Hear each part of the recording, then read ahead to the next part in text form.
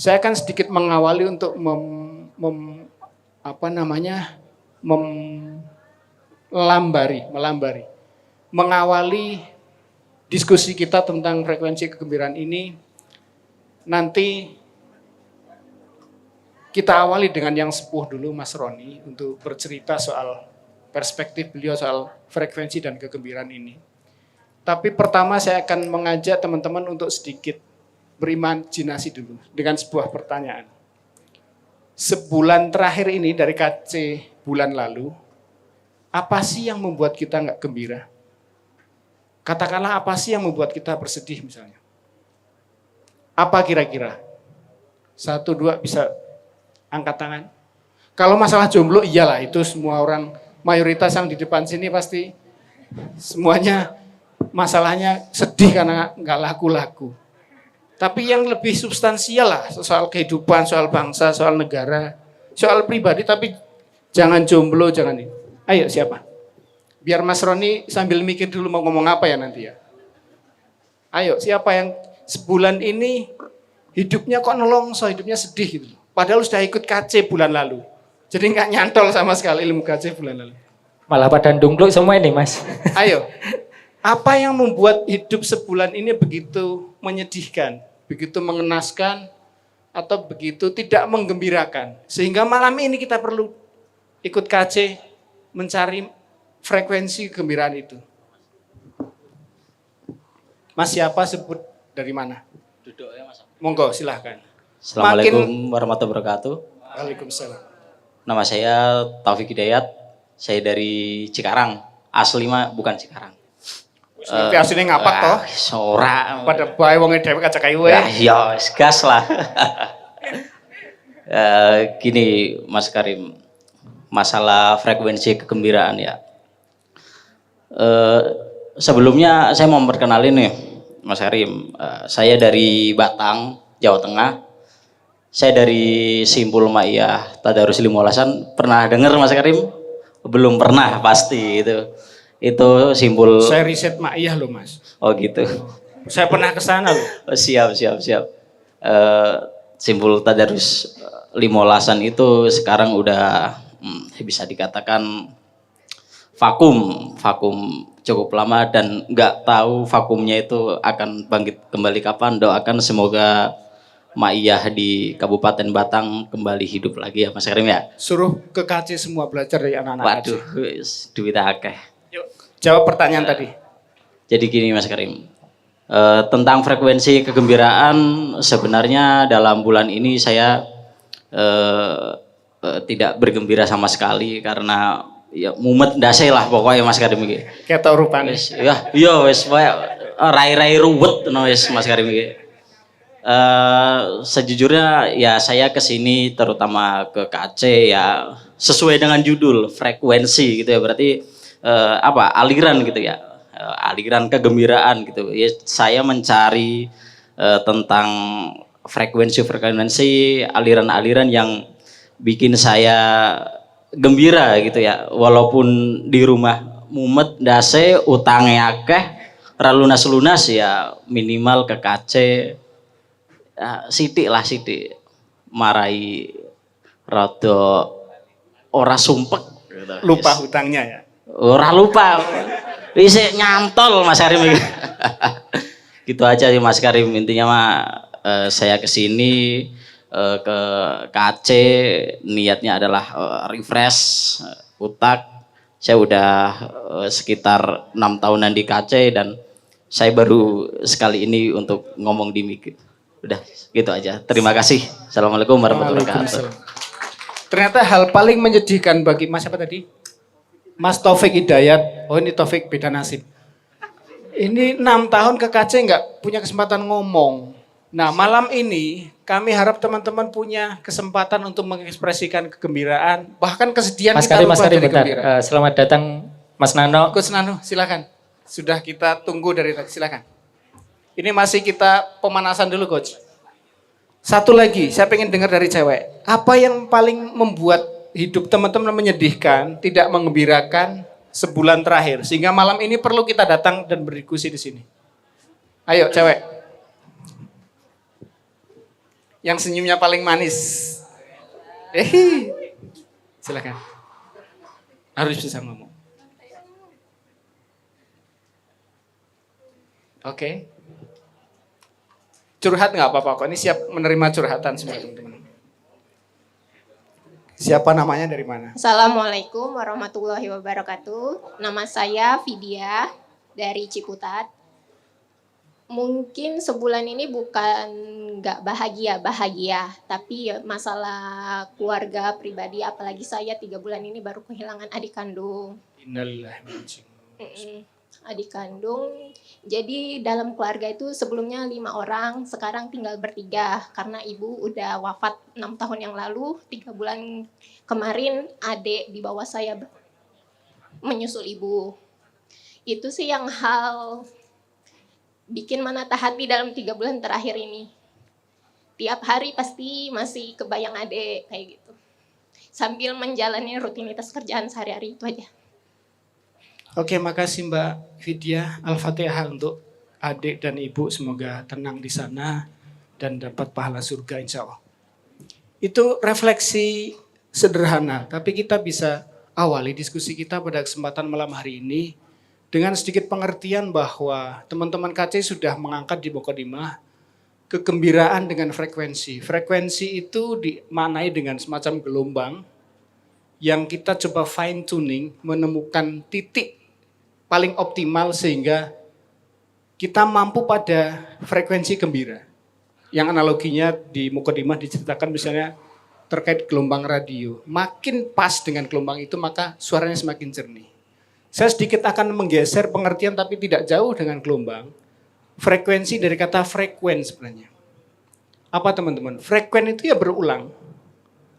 Jadi kalau itu analoginya gelombang dan sesuatu yang berulang, kegembiraan dan kesedihan itu bukan hal yang terpisah. Tapi rangkaian membentuk perulangan sehingga kita melewati sedih karena kita melewati gembira. Nah dari situ kita akan menggali dari yang paling datang belakangan. Nah, kita todong dulu Coach Nano. Beliau coach bisnis, beliau bergelut di dunia bisnis cukup lama dan menjadi trainer para pebisnis sukses, pebisnis muda terutama. Nanti beliau bisa cerita background sampai ke dunia itu seperti apa. Tapi kami ingin mencoba menggali dari beliau, apa sih esensi gembira, bahagia yang dicari oleh orang-orang yang bergelut di dunia bisnis. Yang ujungnya kan profit sebenarnya. Kalau kita maknai bisnis ya keuntungan. Tapi ternyata hari-hari ini yang kita lihat sehari-hari, politik juga mencari keuntungan. Orang beragama juga mencari keuntungan. Orang sekolah ujung-ujungnya keuntungan tadi. Semuanya dibisniskan. Dan apakah mereka gembira, mereka bahagia? Belum tentu juga, jangankan sedih. Nah, kita ingin belajar dari Coach Nano. Apa sih filosofi bisnis sehingga kita itu pada frekuensi gembira yang hakiki? Jangan-jangan orang paling sukses di dunia bisnis juga belum tentu bahagia. Terus kenapa kita yang kiri-kiri ini harus ke sana kalau ujung-ujungnya toh nggak gembira? Monggo Coach Nano, kita awali diskusi malam ini. Bismillahirrahmanirrahim. Assalamualaikum warahmatullahi wabarakatuh. Izin perkenalkan, saya Nano Sumarno. Saya kawannya Mas Tri. Mana Mas Tri? Teman-teman sekalian, memang latar belakang saya pebisnis, gitu ya. Pebisnis di jasanya itu tentang facility management, ngurusin gedung. Ada satu bisnis lagi, yaitu konsultan, ya, konsultan perawatan gedung. Salah satunya adalah Istana Negara. Nggak kaleng-kaleng ya teman-teman ya. Jadi gini teman-teman, kalau bicara, saya baca mukodimahnya ya, frekuensi kegembiraan. Kenduri cinta ini ya frekuensi kegembiraan kalau menurut saya ya. Pertanyaannya kan begini, kenapa teman-teman semua rela datang ke sini setiap bulan? Bahkan mungkin sudah ada yang berbulan-bulan, bertahun-tahun. Kalau saya dengar cerita Mas Tri itu udah 24 tahun. Artinya apa? Kalau orang tidak mendapatkan kebahagiaan di sini, nggak mungkin dia datang lagi. Betul nggak? Betul ya? Even sekedar ya bersanding sama cewek yang mungkin belum kenal, mungkin bahagia dia. Gitu ya? Apalagi sama pacarnya misalnya gitu ya. Atau sekedar janjian sama temennya. Jadi memang, tapi ini pun hanya sebagian kecil dari frekuensi kegembiraan. Bisa jadi frekuensi kegembiraan itu walaupun sesama makyah tapi tidak berada di sini. Ya, mungkin masih ada yang di rumah, ada yang di kota lain. Nah, kalau saya memahami ya, kenapa tadi saya disampaikan bahwa sampai orang kaya pun kalau ujungnya nggak bahagia bagaimana? Guru saya mengajarkan bahwa kebahagiaan atau kegembiraan itu adalah soal keputusan. Ya. Hanya ada 4 hal yang bisa dikendalikan oleh manusia. Kalau kata ilmu NLP ya, katanya hanya 4 hal yang bisa dikendalikan oleh manusia. Yang pertama apa? Pikiran. Sepenuhnya ada di kendali kita. Mau berpikir baik, berpikir buruk, berpikir tidak baik tentang orang lain, itu sepenuhnya menjadi keputusan kita semua. Yang kedua adalah tutur kata kita. Sepenuhnya menjadi tanggung jawab kita, sepenuhnya menjadi keputusan kita. Kita mau ngomong apa, mau ngomong baik atau jelek, itu keputusan kita. Tetapi yang perlu diingat bahwa apapun yang keluar dari mulut kita sebenarnya adalah menggambarkan apa yang ada di dalam diri kita. Saya pernah belajar namanya leadership inside out. Jadi apapun kata-kata yang keluar dari kita itu sebenarnya adalah gambaran apa yang ada di ruang dalam kita. Makanya kalau kita berkata buruk, ya sesungguhnya di dalam hati kita lagi tidak baik-baik saja. Tapi kalau kita mampu menjaga apa yang keluar dari kata-kata kita adalah baik, maka sesungguhnya kita sudah mampu menata di dalam diri kita itu sudah baik. Ya, jadi yang pertama adalah soal pikiran kita, yang kedua adalah tutur kata kita. Yang ketiga adalah soal apa? Perasaan kita. Nah, bahagia dan gembira itu soal rasa bukan? Iya ya. Nah, di sanalah letaknya kita mengambil keputusan.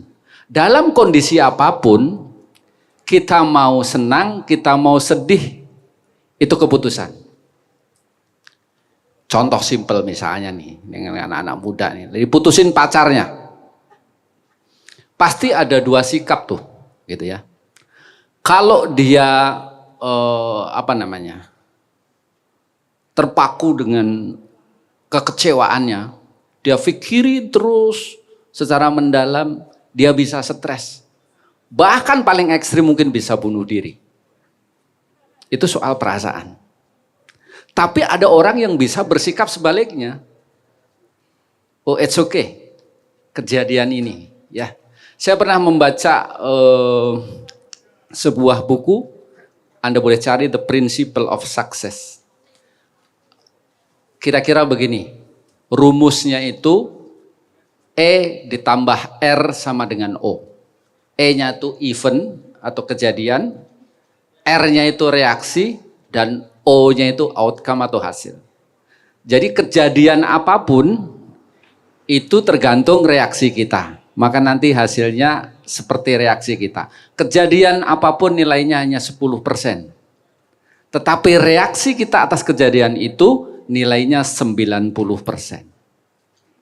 Gitu ya. Jadi misalkan orang putus cinta, dia menyikapinya dengan it's okay, nanti juga bakal dapat lagi. Dia balik lagi, maka dia akan baik-baik saja. Gitu. Itu contoh kecilnya. Tapi kalau dia diputusin, kemudian dia pikirin dengan mendalam kekecewaannya, kecemasannya, bisa jadi minimal banget dia stres, gelisah. Bahkan tertingginya orang bisa bunuh diri seperti itu. Itu sesimpel event ditambah respon sama dengan outcome. Jadi sekali lagi yang saya pahami bahwa kegembiraan atau kebahagiaan itu adalah murni keputusan kita. Enggak ada hubungannya dengan banyak duit atau enggak. Enggak ada hubungannya dengan kita pinter atau tidak. Intinya bahwa rasa itu ya kita yang memutuskan. Enggak punya duit, ya biasa saja. Punya duit, ya biasa juga gitu ya. Kegembiraan atau kebahagiaan itu hilang ketika ya sesederhana misalnya ketika kita mulai membanding-bandingkan dengan yang lain. Padahal hidup itu sejatinya adalah menikmati apa yang ada, apa yang kita punya pada hari ini. Jadi sekali lagi, kegembiraan dan kebahagiaan itu adalah soal keputusan kita mau merasakan apa. Bahagia atau sedih, itu keputusan 100% dari kita. Dan yang keempat yang bisa kita kendalikan adalah apa? Tingkah laku atau perilaku. Itu murni 100% keputusan kita. Jadi kita mau melakukan hal baik atau hal buruk, 100% itu keputusan kita, 100% tanggung jawab kita. Ya, jadi itu sebagai rumus juga anti baper. Ya, hanya ada 4 hal yang bisa kita kendalikan. Yang pertama soal pikiran kita, mau memutuskan apa, kemudian mulut kita mau bicara apa, yang ketiga perasaan kita mau merasa apa, bahagia atau sedih, dan yang keempat adalah soal tingkah laku atau perilaku kita. Mau ngapain juga itu 100% keputusan kita. Nah, sekali lagi bahwa kalau di bisnis mau nyari apa gitu misalnya gitu ya. Saya meyakini bahwa kita melakukan apapun sebenarnya ujungnya adalah yang kita cari adalah kegembiraan atau kebahagiaan. Setuju nggak? Setuju ya? Setuju lah. Kita datang ke sini pasti juga kita ingin mencari kebahagiaan, kedamaian, kegembiraan, kebersamaan. Udah pasti itu. Salah satunya pasti kita merasakan itu gitu ya. Yang memang syaratnya kita harus ketemu orang-orang yang sefrekuensi. Orang sebanyak ini kalau nggak sefrekuensi nggak bakalan ngumpul di sini. Walaupun tidak saling menyatakan bahwa kita satu frekuensi. Tapi keberadaan kita di tempat yang sama itu satu frekuensi. Dan itu sepertinya ada apa ya? Mungkin yang para ustadz bisa menjelaskan bahwa Allah itu akan mengumpulkan orang atau jiwa-jiwa yang sama gitu ya. Anda para pembelajar pasti akan ketemu para pembelajar. Gitu ya. Anda para pekerja keras akan ketemu teman-temannya. Begitupun yang nggak baik akan ketemu yang nggak baik juga gitu ya. Jadi menegaskan sekali lagi bahwa frekuensi kegembiraan itu yang pertama memang kita harus cari. Perjalanan Ma'iyah ini juga adalah pencarian kan, gitu ya. Kita mencari jalan kegembiraan, kita mencari makna-makna kehidupan dari para guru. Dan tentunya ya kita sendiri pada akhirnya yang harus mengambil ibrah atau manfaat dari pertemuan-pertemuan ini gitu ya. Jangan sampai setiap bulan datang tetapi kita tidak bisa mendapatkan kebahagiaan itu, maka sayang sekali gitu ya. Ya, di dalam setiap majelis atau dalam setiap majelis ilmu pasti ada yang harus kita bisa ambil. Sekecil apapun itu. Ya, jadi sekali lagi saya memaknai bahwa kegembiraan atau kebahagiaan ya soal frekuensi. Tetapi yang lebih utama kalau menurut saya adalah soal keputusan kita semua. Mungkin ada yang datang ke sini tadinya dengan ketidakgembiraan dari rumah. Gitu. Tapi begitu ketemu temennya aja yang sefrekuensi, mungkin hilang gitu ya. Ketidakbahagiaan itu, kegalauan itu hilang. Walaupun mungkin nggak masih sementara gitu ya. Tetapi setidaknya ditambah mungkin bicara dengan temennya dan yang lain, maka hal itu akan mengembalikan kegembiraan teman-teman semua. Jadi sekali lagi saya meyakini bahwa di Majelis Ma'iyah ini adalah frekuensi kegembiraan kita semua. Ekspresi kegembiraan kita semua. Gitu ya. Walaupun awalnya mungkin datang dengan masalah, dengan kegelisahan, tetapi dengan berkumpul di dalam satu frekuensi, kita akan menemukan kegembiraan atau kebahagiaan itu. Mungkin segitu dulu pengantarnya Mas Ali. Makasih Coach Nano. Understand? 10.